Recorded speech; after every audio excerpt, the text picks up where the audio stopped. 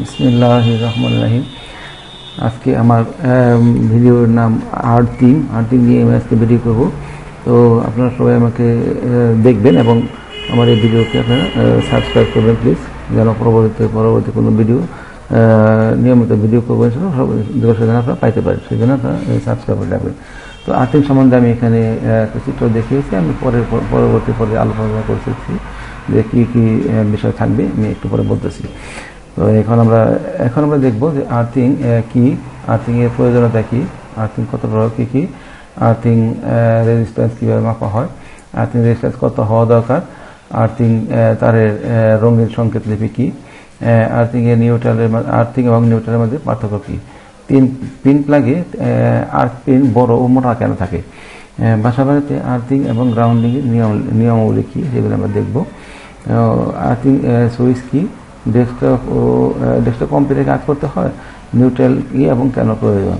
তো এগুলি যে বিষয়গুলি আমি এখানে দেখালাম, এগুলি আমার এখানে থাকবে, এই পরবর্তী পদে থাকবে।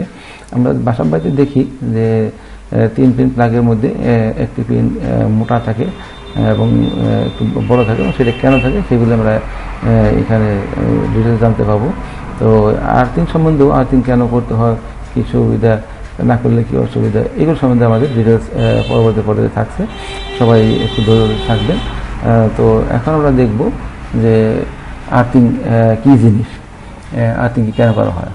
আর্থিং হলো অনাকাঙ্ক্ষিত বিদ্যুৎ থেকে বৈদ্যুতিক যন্ত্রপাতি ও মানুষকে রক্ষা করতে বৈদ্যুতিক যন্ত্রপাতি বা ধাতু বা মেটাল নির্মিত বহিরাবরণ থেকে বৈদ্যুতিক কারেন্টকে কোনো পরিবাহীর দ্বারা পৃথিবীর মাটিতে প্রেরণ করার ব্যবস্থাকেই আর্থিং বলা হয়। তো এখানে আমি একটু চিত্রের মাধ্যমে দেখিয়েছি যে এই যে এখানে যে জিনিসপত্রগুলি থাকবে আমাদের বাসা বাড়িতে,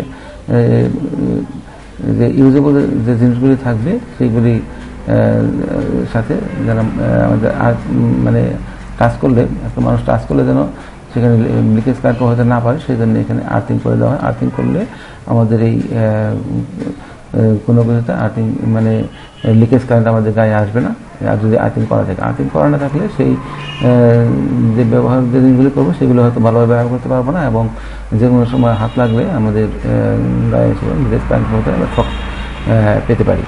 তো এই সব অসুবিধার জন্যই কিন্তু আর্থিং করা হচ্ছে। এখানে কী অসুবিধা হয় আমি চিত্রের মাধ্যমে দেখিয়েছি, এই জন্যে আর্থিংটা খুব জরুরি দরকার।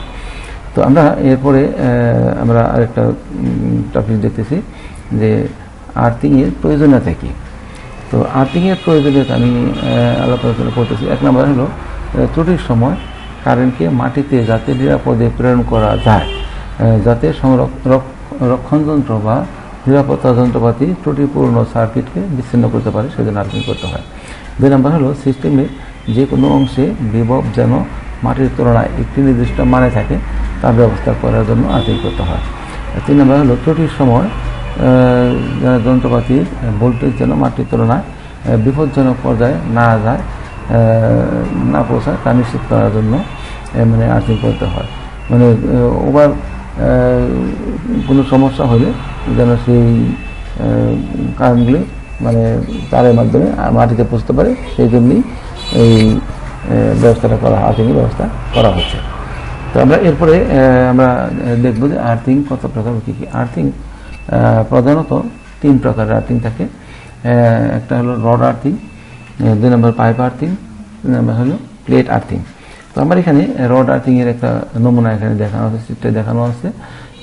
যে রড আর্থিং, রডকে মাটির নিচে পুঁতে সেখানে আর্থিং করা হয়ে থাকে। 1 নম্বর চিত্র, 2 নম্বর চিত্র, দুইটাতেই দেখানো আছে যে কীভাবে আর্থিং করা হচ্ছে। তো এখানে আমরা চিত্র দেখি মানে ডিটেলস বুঝতে পারছি। এখানে চিত্রে রডটা পুঁতে তারপরে যে ডিস্ট্রিবিউশন আছে সেখানে যে আর্থিং থাকে, আর্থিং করা থাকে, সেই আর্থিং পয়েন্টে এখানে আর্থিং করে দেওয়া হয়। এই আর্থিংটা করে দিলে কোনো ধরনের বাসা বাড়িতে কোনো ফিটিংস বা ব্যবহারিক যন্ত্রপাতি সেগুলো কোনো অসুবিধা হবে না ইনশাআল্লাহ। এরপরে আমরা দেখতে পাচ্ছি পাইপ আর্থিং। তো পাইপ আর্থিংটা এখানে চিত্রে আমার দেখানো আছে যে পাইপ মাটির নিচে পাইপ পুঁতে তারপরে সেখানে আর্থিং করা হয়েছে, এটা হলো পাইপ আর্থিং মানে বলা হচ্ছে। পাইপ আর্থিংটা একটু শক্তিশালী হয়, মানে যেখানে বেশি কারেন্ট ব্যবহার করা হচ্ছে বাসা বাড়িতে, সেখানে মানে আর্থিংটা করার জন্য এই পাইপ আর্থিং ব্যবহার করা হয়ে থাকে। তো এখানে পাইপ আর্থিং চিত্র আমি চেষ্টা করেছি এখানে ডিটেলস দেখানোর জন্যে। এখানে কীভাবে কী করতে হবে সব এখানে বলা আছে। তো এভাবে দেখে আপনারা চেষ্টা করবেন যে পাইপ আর্থিংটা যেন করা যায়। তো এবং আর্থিং ছাড়া কিন্তু বাসা বাড়িতে বিদ্যুৎ ব্যবহার করা ঠিক না, কারণ যে কোনো সময় মানুষ শক পাওয়ার সম্ভাবনা থাকে। তো এই জন্যই আমাদের আর্থিংটা মেনলি করতে হবে যেন শক আমরা না পাই, সেই জন্যই আর কি। আমরা এবার দেবো প্লেট আর্থিং। এই যে এখানে একটা প্লেট, কপার প্লেট থাকে, সেই প্লেটের বিভিন্ন সাইজ আছে। সাইজ হলো মেনলি আমরা আর্থিং কী ধরনের আর্থিং করবো, আর্থিং একটু ভালো করলে যদি ভালো করতে তাহলে সেখানে প্লেটটা একটু বড়ো সাইজ দিতে হবে। আর্থিং একটু কম মানের করতে হলে তখন সেটাকে প্লেটটা একটু নিম্ন মানে সাইজ ছোটো করে দিতে হয়। প্লেট আর্থিং মাটির নিচে প্লেট পুঁতে কতটুকু পুঁতবো আমরা সেখানে বলা আছে যে 3 মিটার দেখানো আছে। প্লেটের সাইজটা কতটুকু হবে সেটা বলা আছে আমার এখানে। সব কিছু আমি ডিটেলস এখানে বলে দিচ্ছি আমি, যে এভাবে দেখে দেখে আমরা আর্থিংগুলি করতে পারবো। এখানে সব ডিটেলস চিত্রের মধ্যে দেখানো আছে। আমরা এরপরে দেখব যে আর্থিং রেজিস্ট্যান্স কীভাবে মাপা হয়। আর্থিং রেজিস্ট্যান্স মাপা হয় আর্থ টেস্টারের মাধ্যমে, মানে আর্থ টেস্টার বা আর্থ রেজিস্ট্যান্স টেস্টার বলে এটাকে। এই যে এখানে আর্থ টেস্টার দেখানো হচ্ছে, ডিজিটাল আর্থ টেস্টার, এখানে অ্যানালগ আর্থ টেস্টারও আছে, এখানে ডিজিটাল দেখানো হয়েছে। তো এখানে 3টা পয়েন্ট থাকে, 2টা স্পাইক থাকে, 2টা স্পাইক মাটিতে পুঁততে হয়। 5 মিটার পর একটা থেকে একটা দূরত্ব 5 মিটার থেকে 10 মিটার হয়। এখানে প্রথম স্পাইকটা, তারপর দ্বিতীয় স্পাইক, এইভাবে পুঁতে তারপরে একটা আর্থিং পয়েন্ট থাকে। সেই আর্থিং পয়েন্ট এখানে শো করলে আর্থিং রেজিস্ট্যান্স কত আছে সেখানে আর্থিং রেজিস্ট্যান্স এখানে মাপা যাচ্ছে। তো বাসা বাড়ি আর্থিং রেজিস্ট্যান্স কত হয় সেটা আমি বলবো, কোন জায়গায় আর্থিং রেজিস্ট্যান্স কত দরকার সেই রেজিস্ট্যান্স আমি বলবো। তো আর্থিং রেজিস্ট্যান্স যত কম হবে বাসা বাড়ির জন্য ততই সুবিধা। তো আর্থিং রেজিস্ট্যান্স বেশি হলে সেখানে কমানোর ব্যবস্থা অবশ্যই করতে হবে। তো আর্থিং রেজিস্ট্যান্স মাপার পদ্ধতি আমি এখানে চিত্রের মাধ্যমে দেখালাম। আশা করি ইনশাআল্লাহ আপনারা দেখবেন এবং ব্যবস্থা করবেন মাপার জন্য। আমি এখন দেখবো আর্থিং রেজিস্ট্যান্স কত হওয়া দরকার। আর্থিং রেজিস্ট্যান্স সাধারণত বাসা বাড়ির জন্য সর্বোচ্চ 5 ওহম। তো আমি বলছিলাম যে আর্থিং রেজিস্ট্যান্স যত কম হবে তত ভালো। আর সাবস্টেশন ও পাওয়ার লাইনের জন্য সর্বোচ্চ 1 ওহম। 1 ওহম সর্বোচ্চ, যা এর উপরে হলে মানে সেখানে গ্রহণযোগ্য হবে না। তো এই জন্য বাসা বাড়ি সব জায়গায় রেজিস্ট্যান্স, আর্থিং রেজিস্ট্যান্স চেষ্টা করতে হবে সবচেয়ে কম রাখা যায়। যত কম হবে ততই সহজে যাতে লিকেজ কারেন্ট হোক সেটা মাটিতে প্রবেশ করতে পারবে, যাতে আমাদের কোনো অসুবিধা হবে না। এবং বাতি বা অন্যান্য যে ডিভাইসগুলো আছে সেগুলো ভালো মতো চলবে ইনশাআল্লাহ, থাকে রক্ষণযোগ্য থাকলে। তো আমরা এরপরে আমরা দেখব যে আর্থিং তারের রঙিন সংকেত লিপি কী। আর্থিং রেজিস্ট্যান্স এখানে যে তারগুলি থাকে সেই তারগুলি এখানে কী কী মানের বা কী কী দেওয়া থাকে। আর্থিং তারের রং সবুজ হয়, আমরা জানি আর্থিং সবুজ হয়। বর্তমানে আন্তর্জাতিক নিয়মে লাইট তারকে বাদামি, নিউট্রাল তারকে হালকা নীল এবং আর্থ তারকে সবুজ রঙের বা হলুদ রঙের দিয়ে আর্থটা করা হয়ে থাকে, আর্থিং করা হয়। তো এখানে আমি চিত্রের মাধ্যমে দেখিয়েছি যে ব্লু নিউট্রাল তার, ব্রাউন হলো লাইট তার, আর গ্রিন হলো আর্থ তার। এখানে আমি চিত্রের মাধ্যমে দেখিয়েছি, এখানে আপনারা দেখলে ইনশাআল্লাহ বুঝতে পারবেন। এরপরে আর্থিং এবং নিউট্রালের মধ্যে পার্থক্য কী। আর্থিং এবং নিউট্রালের মধ্যে পার্থক্য আমি নিম্নে আলাপ করতেছি। 1 নম্বর হলো আর্থিং সরাসরি মাটির সাথে যুক্ত থাকে, আর নিউট্রাল লাইন পাওয়ার স্টেশনে বা ট্রান্সফরমারে ফেরত যায়। আর নিউট্রাল কারেন্টের জন্য অপেক্ষাকৃত ছোট পথ মানে সার্কিট প্রদান করে, আর আর্থিং ব্যবহারকারীকে নিরাপত্তা প্রদান করে। নর্মাল অপারেশনে নিউট্রাল কারেন্ট প্রবাহিত হয়, আর আর্থিং শুধু বিপজ্জনক পরিস্থিতিতে শর্ট সার্কিটের মাধ্যমে দ্রুত বিদ্যুৎ মাটিতে পৌঁছে দেয়। এই সময় ফিউজ জ্বলে যায় এবং ব্যবহারকারী ও যন্ত্র রক্ষা পায়। তো মেনলি আর্থিং এবং নিউট্রালের মধ্যে পার্থক্য সেটা হলো যে নিউট্রালের মাধ্যমে কারেন্ট সোর্স থেকে লোডে যায় এবং লোড থেকে আবার সোর্সে ফিরে যায়। লোড থেকে সোর্সে ফিরে যাওয়ার যে রাস্তা বা সার্কিট সেটাকে বলা হয় নিউট্রাল। আর আর্থিং হলো বা গ্রাউন্ডিং হলো যে ওই ব্যবহারকারী যে যন্ত্র, সেই যন্ত্রের গায়ের থেকে যদি কারেন্ট লিকেজ কারেন্ট প্রবাহিত হয়, সেই কারেন্টটা যেন মাটিতে পৌঁছতে পারে, সেটি হলো আর্থিং। আমরা এবার দেখব যে 3 পিন প্লাগে আর্থিং বড় ও মোটা কেন হয়। আমরা এখানে দেখতে পাচ্ছি, এই চিত্রের মাধ্যমে আমরা বুঝতে পারছি কোনটা কি পয়েন্ট। আর এখানে আমরা দেখতে পাচ্ছি এই যে আর্থ পয়েন্টটা বড় এবং একটু মোটা থাকে। এটা কেন থাকে এটা আমি একটু পরে কথা বলবো। তো এখানে সকেটের মধ্যে যে সকেট বোর্ড আছে, সকেটের মধ্যে 3 পিন প্লাগ ঢুকলে এখানে কেন এটা মোটা হচ্ছে সেটা আমি এখানে বলবো। এখানে এই যে এখানে আমি এই চিত্রের মধ্যে দেখিয়েছি কোনটা কি কেবল, এবং এখানে মোটা পয়েন্টটা এটাই হলো আর্থ পয়েন্ট। এটা কেন মোটা হয় সেটা আমি পরে বলতেছি। 3 পিন প্লাগের 2টি সরু পিন দিয়ে কারেন্ট লোডে যায় আসে, আর অপেক্ষাকৃত মোটা তৃতীয় তারটির সঙ্গে আর্থের সংযোগ থাকে। 3 পিন প্লাগে আর্থ বা গ্রাউন্ড পিন বাকি 2টি পিনের চেয়ে লম্বা থাকে। কারণ হলো প্লাগটি যেন সকেটে লাগানোর সময় আর্থ পিনটি সবার আগে কানেক্টেড হয় এবং খোলার সময় যেন সবার শেষে ডিসকানেক্টেড হয়। এর ফলে বৈদ্যুতিক যন্ত্রের গায়ে যদি কোনো স্ট্যাটিক চার্জ মাটিতে জমা হয়, তা মাটিতে চলে গিয়ে যন্ত্রটিকে সুরক্ষিত রাখে। আর আর্থ পিন অপেক্ষাকৃত মোটা করা হয় যাতে ভুল করে এটিকে লাইভ বা নিউট্রাল ছিদ্রে প্রবেশ করানোর চেষ্টা করা না হয়। সবুজ রঙের তারের একটি প্রান্ত প্লাগে আর্থ পিনের সঙ্গে লাগিয়ে অন্য প্রান্ত হিটার, ইস্ত্রি, ম্যাটেরিয়াল প্রভৃতি ধাতু খোলওয়ালা বৈদ্যুতিক যন্ত্রপাতি বাইরের আবরণের সঙ্গে লাগাতে হয়। তো এইভাবে এই জন্যই আর্থ পিনের যে তার এটা মোটা থাকে এবং লম্বা থাকে। তো এখানে কারণটা আমি চেষ্টা করলাম বোঝানোর জন্য, আশা করি বুঝতে পেরেছেন। তো এরপরে আমি কথা বলছি বাসা বাড়িতে আর্থিং বা গ্রাউন্ডিং করার যে নিয়ম, সেই নিয়ম সম্বন্ধে একটু কথাবার্তা বলতেছি। তো বাসা বাড়িতে আর্থিং বা গ্রাউন্ডিং প্রয়োগ ভেদে আর্থিংয়ের নিয়মগুলো আলাদা আলাদা হয়। বাসা বাড়িতে আর্থিং করা হয় মাটিতে রড ঢুকিয়ে, সেই রডের উপরের প্রান্তে তার যুক্ত করে মেইন ডিস্ট্রিবিউশন প্যানেলের নিউট্রালের সাথে সেটি ভালোভাবে যুক্ত করা হয়। শুকনো মাটি, পাথুরে মাটি বা বালিযুক্ত মাটিতে 5 ফুটের বেশি গর্ত খুঁড়ে সেখানে পানি এবং লবণের মিশ্রণ তৈরি করে দিতে হয়। অতঃপর একটা ধাতুর প্লেট রেখে তার সাথে আর্থিংয়ের তার যুক্ত করে বাইরে এনে মেইন ডিস্ট্রিবিউশন বোর্ডের নিউট্রালের সাথে কানেক্ট করে দিতে হয়। যেসব ইলেকট্রিক যন্ত্রপাতির বহির আবরণ ধাতুর তৈরি, সেসব যন্ত্রপাতির বডি আর্থিং করতে হয়। বাসাবাড়ি, দোকান ইত্যাদি লো ভোল্টেজ 220 ভোল্ট বা 400 ভোল্ট গ্রাহকের জন্য আর্থ রেজিস্ট্যান্সের মান সর্বোচ্চ 5 ওহম গ্রহণযোগ্য। এর চেয়েও যত কম হবে আর্থিং রেজিস্ট্যান্স, ততই আমাদের ব্যবহারকারীর জন্য সেটা মঙ্গলজনক হবে, এবং যত আর্থ রেজিস্ট্যান্স কম হবে তত শক কম হবে। ইয়েতে বডি টাচ করে তার সবচেয়ে কম পাবে। আর আর্থ রেজিস্ট্যান্স কম হলে দেখা যায় বাতিগুলি উজ্জ্বল আলো দিবে। আর্থ করা না থাকলে দেখা যায় বাতিগুলি ঠিকমতো আলো দিচ্ছে না, কোনো সময় বেশি দিচ্ছে, কোনো সময় কম দিচ্ছে, এরকম হতে পারে।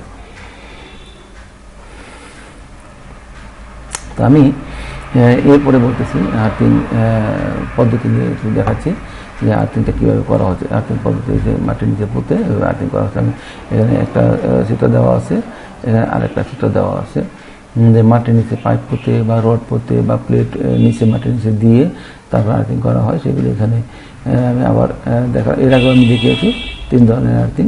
তো তারই কিছু এখানে আবার দেখালাম যে কীভাবে আর্থিং করতে হচ্ছে। তো মেনলি আমাদের আর্থ করার উদ্দেশ্যই হলো যে আর্থ যদি না করা থাকে তাহলে কিন্তু অনেক অসুবিধা হতে পারে। যেমন অসুবিধার মধ্যে আমি বললাম যে কোনো সময় যদি কোনো ব্যবহারকারী যন্ত্রের বহিরাবরণ যদি ধাতু তৈরি থাকে, সেখানে হাত দিলে তখন সে যে কেউ শক হতে পারে, অথবা ছোটো বাচ্চা যদি কোনো সময় হাত দেয় তাহলে সে কিন্তু শক পেতে পারে এবং মারাত্মক আহত হতে পারে। তো তার সুবিধার জন্যই আমাদের এই আর্থিংটা করতে হবে। আমরা এখানে 2টি চিত্রের মধ্যে আবার একটু দেখে নিব যে এখানে কি কি আছে, কীভাবে কী করতে হবে সব আমরা এখানে দেখলে আর একটু আমাদের ধারণাটা ক্লিয়ার হয়ে যাবে আশা করতেছি ইনশাআল্লাহ। আমরা এরপর দেখব যে আর্থিং সুইচ কি। ট্রান্সমিশন লাইন বা সাবস্টেশনের রক্ষণাবেক্ষণের সময় লাইনে বিদ্যমান চার্জিং কারেন্টকে মাটিতে পাঠানোর জন্য যে সুইচিং ব্যবহার করা হয় তাকে আর্থিং সুইচ বলে। কাজ করা ব্যক্তির নিরাপত্তার স্বার্থে প্রথমে আইসোলেটর দিয়ে সার্কিট ডিসকানেক্ট করে আর্থ সুইচ দ্বারা লাইনকে আর্থের সঙ্গে সংযোগ করা হয়। আর্থের সাথে সংযোগ করার কারণ হলো যে কোনো সময় লাইনে যদি কোনো কারেন্ট থেকে থাকে এই কারেন্ট এটা কী বলে চার্জিং কারেন্ট থেকে থাকে তাহলে সেটা মাটিতে চলে যাবে। সেটা যে ওখানে যে কাজ করবে মানে সাবস্টেশন যারা কাজ করবেন সেখানে তাদের কোনো অসুবিধা হবে না। আর আর্থিং যদি করা না থাকে তাহলে সেটা সেই কারেন্টটা তাকে শক করতে পারে। এই জন্যই কিন্তু মেনলি আর্থিংটা করা হয়। আর আইসোলেটর আমি কথা বলিনি আইসোলেটর নিয়ে, যেহেতু আইসোলেটর আলাদা পর আইসোলেটর দিয়ে একটা লাইন থেকে আরেকটা লাইনকে সম্পূর্ণ ম্যানুয়ালি বিচ্ছিন্ন করতে হয়। সাবস্টেশনে কাজ করার স্বার্থে এই আইসোলেটরটা ব্যবহার করা হয়। এখানে আমি আইসোলেটর দেখাই, যেহেতু আমার বিষয় হলো আজকে আর্থিং, সেই জন্য এখানে আইসোলেটর নিয়ে কথাবার্তা বলিনি।